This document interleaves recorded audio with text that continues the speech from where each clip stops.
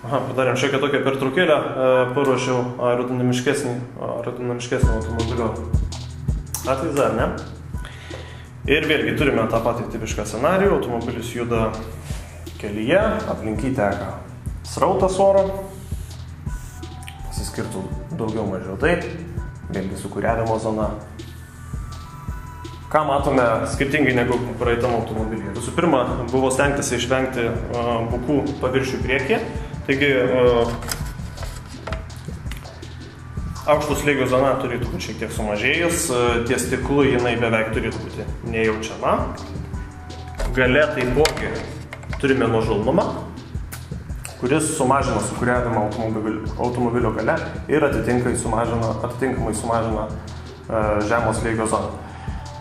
Tiek žemas slėgis bus netoks intensyvus, tiek sumažinome paviršiaus plotą, kurį mato šis žemas lygis ir kurį veikia žemas lygis, taip generuodamas jėgą. Taigi, kurdami aerodinamiškus automobilius visą laiką atkreipkite dėmesį į šios du dalykus. Tai nuožulnus, ta prasme, ne bukas, taip pasakykime, aptakus priekis ir nuožulnus, tačiau ne pernelyg stačiai nuožulnus automobilio galas. Jeigu mes turime gana staigų nuožulnumo pasikeitimą automobilio gale, ką mes sudarysime šioje vietoje, tai srautas tekėdamas aplink automobilį nesugebės priglusti prie jo ir šitoje vietoje turėsime atplyšimą srauto. Tas atplyšimas vėlgi sugeneruos žemo slėgio zoną ir jisai veiks šitą paviršių atgal, lygiai taip pat kaip ir šitą. Taigi, kurdami automobilį atkreipkite dėmesį ne vien į jo priekį, tačiau ir į galą. Tai yra labai svarbu. Kitas patarimas būtų, visi aerodinamiški automobiliai, tikrai aerodinamiški automobiliai stengiasi paslėpti ratus. Kaip būtų keista, automobilių ratai sudaro labai nemažą automobilių pasipriešinimo dalį. Galbūt dabar nepasakysiu, kokia tai bus skaitinė išraiška, tačiau yra labai svarbu automobilį tiek nuleisti kuo arčiau žemės. Tai tarkim, jeigu mes įleistume giliau ratus, ne į žemę, į automobilį, tiesiog tai buvo lengviau pavaizduoti. Ir galiniai automobilio ratai, kadangi jie yra nevairuojami, dažnai aerodinamiškose automobiliuose būna įleidžiami tiesiog į kėbulą. Tai vėlgi vienas iš triukų, kuriuos galite padaryti.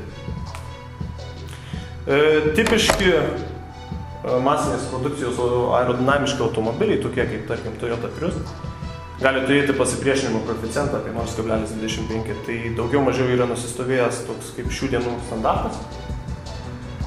Ir jie pasiekė savo aerodinamiškumą būtent tais principais, kuriuos jau rodžiau anksčiau. Jeigu pažvelgtumėme į automobilio Toyota Prius kėbulą, matytume, jog gale yra labai lengvo nuožulnumo, labai tolygaus nuožulnumo automobilio galas. Ir kaip ir minėjau, priekis yra aptakus. Taip pat galime išvelgti mažą spoileriuką, kuris automobilio gale srautą stengiasi nukreipti taip, lyg jisai natūraliai aptekėtų aplink aptakesnį objektą. Tai yra šiek tiek galbūt netgi į viršų. Taip virtualiai pratęsiamas automobilio kėbulas ir vėlgi tai sumažina sukūriavimą ir žemės slėgio zonas. Labai geri pavyzdžiai, ypač aerodinamiškų automobilių, yra elektromobiliai. Vienas iš pavyzdžių būtų Aptera variantas.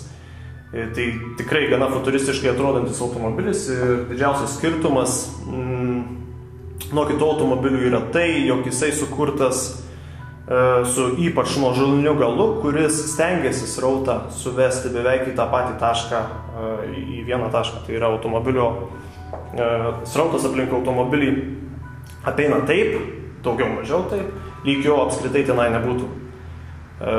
Prisiminkite, kad kuo didesnis sukūriavimas iš automobilio, kuo daugiau sumaišomas yra aplinkos tėkmė, aplinkos srautas, tuo didesnis yra pasipriešinimas. Taigi tokie būtų patarimai, kaip sukurti vieną aerodinamišką automobilį, o visa kita lieka jūsų fantazijai. Kągi, sėkmės.